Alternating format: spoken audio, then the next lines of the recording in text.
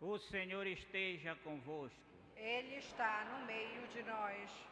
Proclamação do Evangelho de Jesus Cristo segundo Mateus. Glória a vós, Senhor.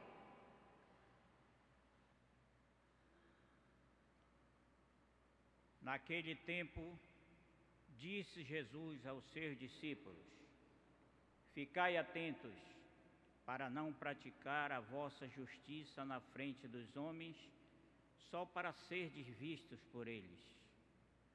Caso contrário, não recebereis a recompensa do vosso Pai que está nos céus. Por isso, quando deres esmola, não toques a trombeta diante de ti, como fazem os hipócritas nas sinagogas e nas ruas, para serem elogiados pelos homens. Em verdade vos digo, eles já receberam a sua recompensa.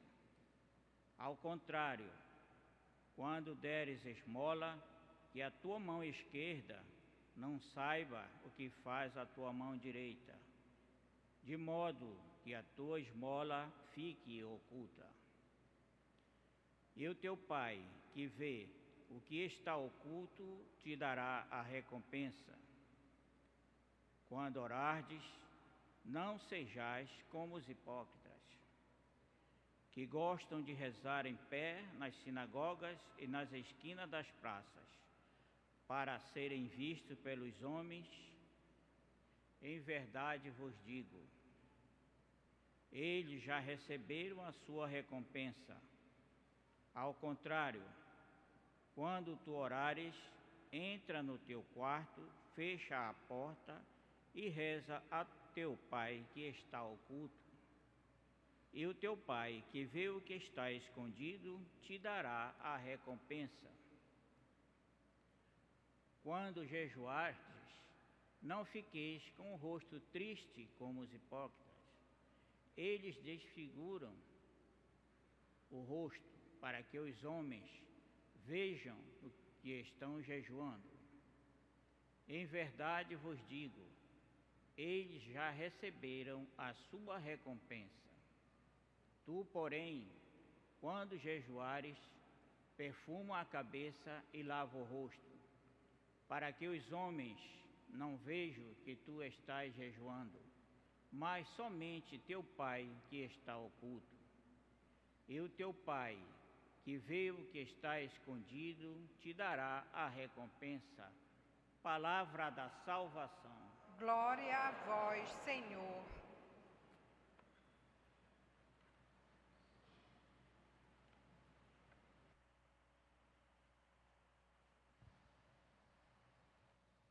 Que as palavras do Santo Evangelho cancelem todos os nossos pecados. Amém. Caríssimo diácono João, também Márcio e Afonso, alunos da Escola Diaconal, irmãos e irmãs aqui presentes para esta Santa Missa. Hoje é um dia em que o Padre Francisco procura fazer uma catequese sobre o que nós estamos celebrando, a quarta-feira de cinzas. Nós não vamos bater palmas durante esses 40 dias, porque é um momento de recolhimento. Não vamos cantar o Glória. Hoje foi omitido o ato penitencial, como vocês puderam observar aí no folheto, porque a distribuição das cinzas, que nós iremos fazer daqui a pouco, substitui o ato penitencial. Então, a catequese de hoje, se vocês me permitem, quero dividi-la em 3 pontos. Primeiro, sobre o significado das cinzas. Segundo, uma pequena reflexão sobre as leituras que nós acabamos de ouvir. E terceiro, sobre a palavra Quaresma. Cinzas que nós iremos receber daqui a pouco sobre as nossas cabeças. As cinzas não é uma poção mágica que vai eliminar, os nossos pecados, ou por si só vai nos purificar. As cinzas é um símbolo que mostra o caminho da conversão.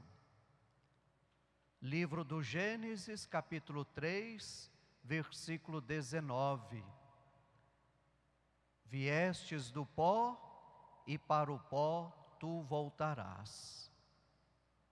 Quando nós recebemos as cinzas sobre as nossas cabeças, é para mostrar para cada um de nós que o nosso corpo, ele é perecível, ele vai se acabar.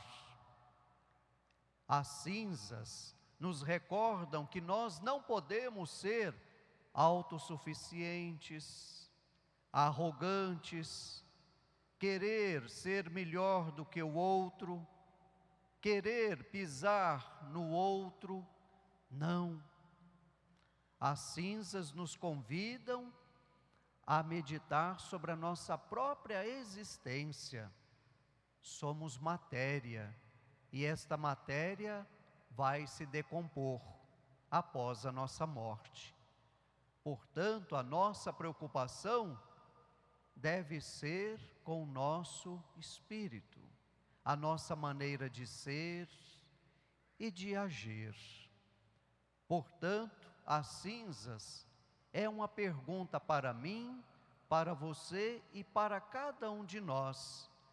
Como eu estou me comportando? Será que eu estou mais apegado às coisas materiais, às coisas deste mundo? Ou será que eu estou mais apegado às coisas de Deus? Porque as coisas deste mundo também são passageiras, efêmeras, que vão se destruir, vão se acabar. Portanto, as cinzas, elas nos convidam a rever o nosso relacionamento um para com o outro. Assim, consequentemente, nós melhoraremos o nosso relacionamento com Deus e conosco mesmo. Segundo ponto, as leituras que nós acabamos de ouvir. Leituras que nos ajudam, nos iluminam a bem entender e a viver a celebração do dia de hoje, da quarta-feira de cinzas. Primeira leitura, profeta Joel, um profeta sacerdote, que vivia no templo de Jerusalém, provavelmente depois do exílio da Babilônia. Os seus conterrâneos, principalmente os lavradores, eles estavam sofrendo muito com uma praga de gafanhotos, que vieram para destruir as suas lavouras. E então Joel, profeta, sacerdote, ele vai convocar toda a população, e olha o que ele diz no texto de hoje: anciãos, crianças, lactentes, esposo e esposa, mas também vai convocar todo o poder religioso para se voltarem para Deus, para pedir perdão a Deus por suas falhas, pois Joel vai dizer: o que nós estamos passando é por culpa nossa, porque nós nos afastamos de Deus, porque nós nos preocupamos mais com as nossas coisas, com as coisas deste mundo. Então Joel, ele vai pedir para os seus conterrâneos, não para rasgar as vestes, mas para rasgar os corações. O que Joel está dizendo para os seus conterrâneos, mas também para cada um de nós. Que a verdadeira conversão, a verdadeira mudança de vida, ela não pode ser algo exterior, mas algo interior. A pessoa precisa mudar completamente a sua maneira de ser e de agir. Isto sim significa rasgar os corações. E veja o que Joel diz aí no início do nosso texto. Agora diz o Senhor, voltai para mim com todo o vosso coração, com jejuns, lágrimas e gemidos. Rasgai o coração e não as vestes, e voltai para o Senhor vosso Deus. Ele é benigno e compassivo, paciente e cheio de misericórdia, inclinado a perdoar o castigo. Joel, ele mostra para o seu povo e para nós que vale a pena mudar de vida, vale a pena recomeçar, pois Deus é infinitamente misericordioso. E é interessante notar que depois da conversão do povo, o texto termina dizendo: então o Senhor encheu-se de zelo por sua terra e perdoou ao seu povo. Assim também nós, quando nós nos dirigimos ao chamado tribunal da penitência, que é o confessionário, nós temos a oportunidade de poder sentir a misericórdia de Deus em nossa vida. Quantos homens e mulheres que entram no tribunal da penitência, no confessionário, entram de uma maneira e saem totalmente diferentes. Quantos testemunhos de pessoas que dizem: Padre, eu estou mais leve, mais tranquilo, mais sereno, porque ele pôde sentir e vivenciar a misericórdia de Deus. Depois nós temos o Santo Evangelho de hoje. Nosso Senhor Jesus Cristo está falando de 3 práticas quaresmais. Aqui, com certeza, o evangelista está lendo as chamadas obras de piedade do judaísmo antigo: a esmola, a oração e o jejum. E aí você pode perguntar: Padre, o que significa estas 3 práticas quaresmais? Esmola, oração e jejum. A esmola significa o amor para com o meu próximo.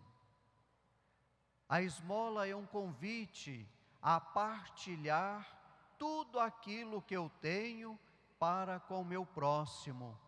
Mas não é somente uma partilha de bens materiais, mas também a partilha dos bens espirituais.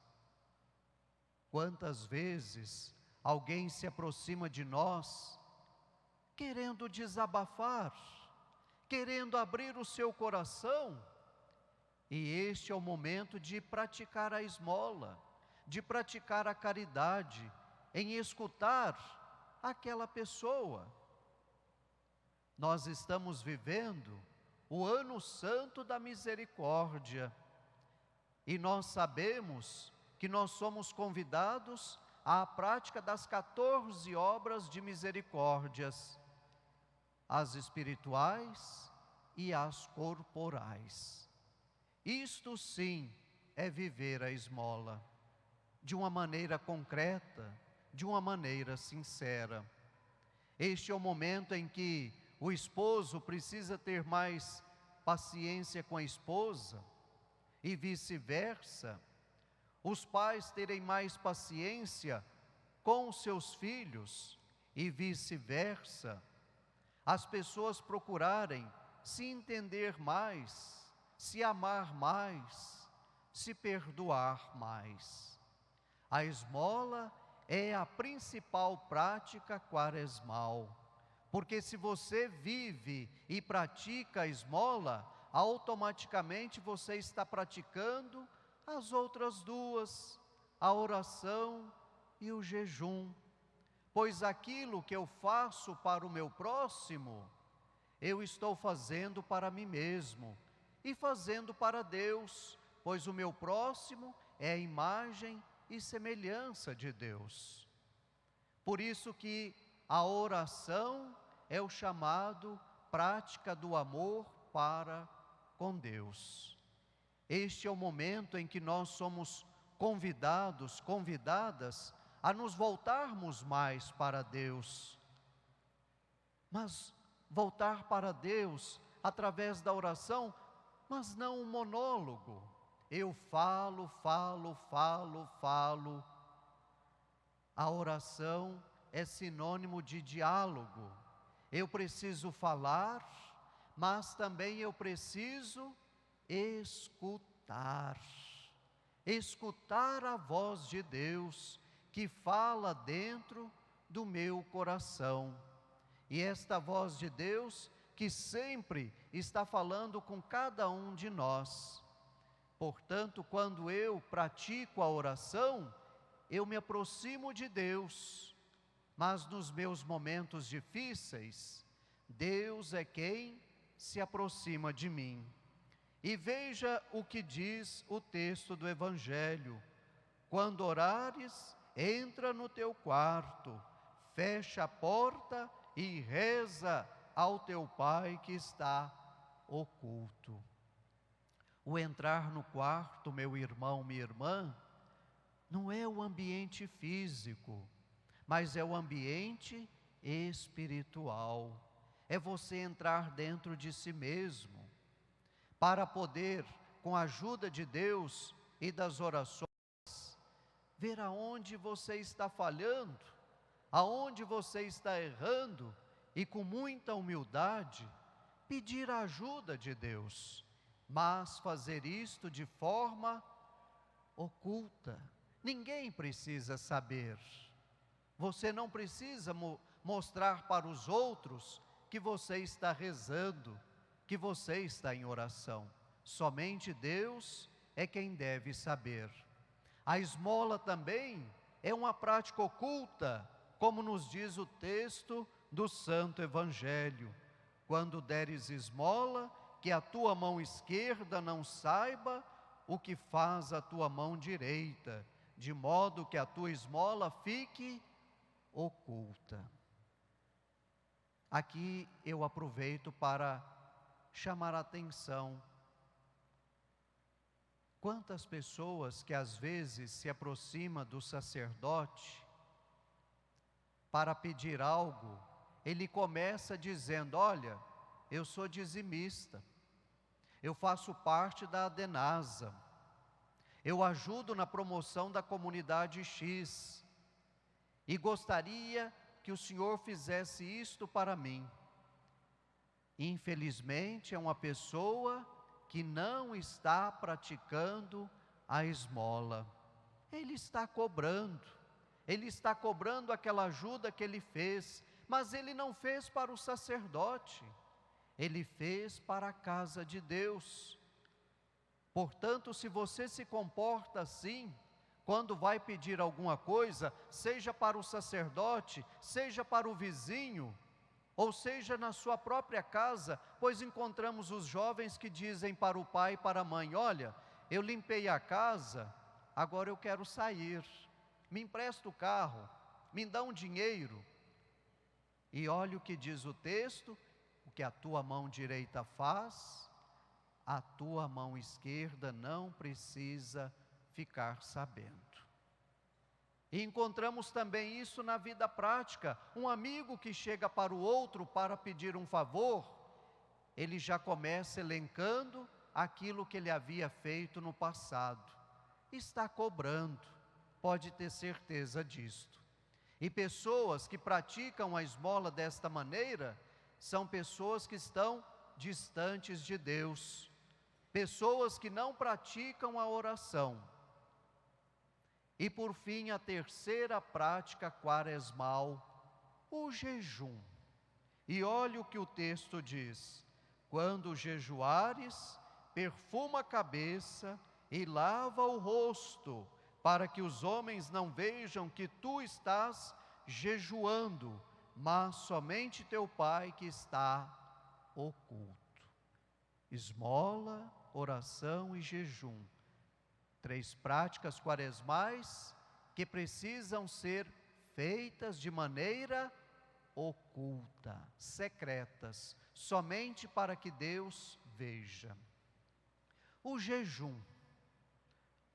Encontramos pessoas que no dia de hoje já começaram a fazer a promessa: não vou comer carne, não vou, raspar a barba, não vou usar a internet, não vou acessar o Facebook, não vou utilizar o WhatsApp, não vou mexer no celular, não vou assistir televisão, não vou tomar refrigerante, não vou comer chocolate, não vou me prostituir, não vou cometer adultério, não vou utilizar bebida alcoólica, não vou fumar e não vou utilizar drogas. Estas são algumas de tantas promessas que as pessoas começaram a fazer no dia de hoje. A penitência. Mas aí fala para o outro, vai numa festa, você quer um refrigerante? Não, na quaresma eu fiz a promessa de não tomar refrigerante. Você não precisa falar, você não precisa contar para ninguém. Olha o que o texto diz: ficar oculto. Diga simplesmente não, obrigado. Olha, venha ver o que está aqui no Facebook. Não, eu fiz a promessa na quaresma de não ver o Facebook. Não precisa falar não. Agora, uma outra coisa que nós assistimos. Aquela pessoa que fuma todos os dias uma cartela de cigarro, ou um maço de cigarro, como queiram, ela fazendo a promessa, ela começa a ficar nervosa, descontar no outro. Qualquer coisa é motivo para se zangar, para se aborrecer. Ou mesmo aquela que usa drogas, ou outro vício, ou celular, sei lá, não importa, o chamado vício eletrônico, Ela fica aborrecida por qualquer coisa. Está adiantando o jejum? Não. O jejum precisa ser feito, olha como diz aí, com a cabeça o quê? Com a cabeça perfumada, com o rosto limpo, ou seja, a pessoa precisa estar alegre, a pessoa precisa estar feliz por estar fazendo aquele sacrifício.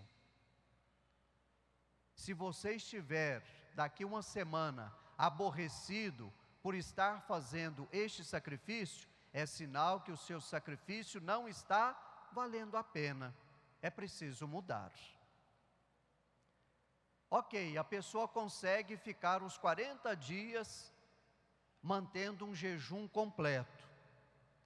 Da bebida, do cigarro, da droga, da prostituição, do adultério, do chocolate, do refrigerante, da internet, do WhatsApp. Quando está faltando uma semana para terminar a quaresma, a pessoa começa a contar os dias, vai lá na folhinha, no calendário e começa a dizer, falta 5 dias, falta 4 dias, e quando termina a quaresma no sábado santo, já desconta tudo, faz um churrasco, porque ficou 40 dias sem comer carne, toma um caminhão-pipa de cerveja, porque ficou lá 40 dias sem beber. Adiantou alguma coisa? Não adiantou nada. A pessoa não entendeu o significado da quaresma. A pessoa não entendeu o significado das cinzas que ela recebeu na quarta-feira. A pessoa, infelizmente, não mudou de comportamento. Ela voltou à estaca zero. Por isso que agora eu entro no terceiro e último ponto, o significado da palavra quaresma. Quaresma significa 40, 40 dias. Mas o número 4 é que nos interessa aqui.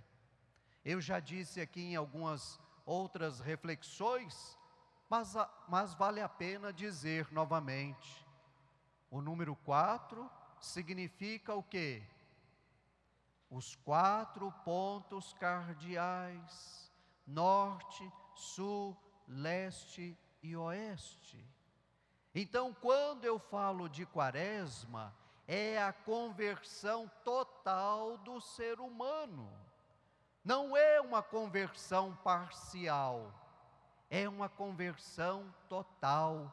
O ser humano, durante esses 40 dias, ele precisa fazer uma revisão total da sua vida e mudá-la por completo. Pois, quando ele chegar no final da quaresma, que ele possa então caminhar para o encontro com Cristo. Por isso, meus irmãos e irmãs, que possamos caminhar com Cristo das cinzas para a glória da ressurreição. Louvado seja nosso Senhor Jesus Cristo. Para sempre seja louvado.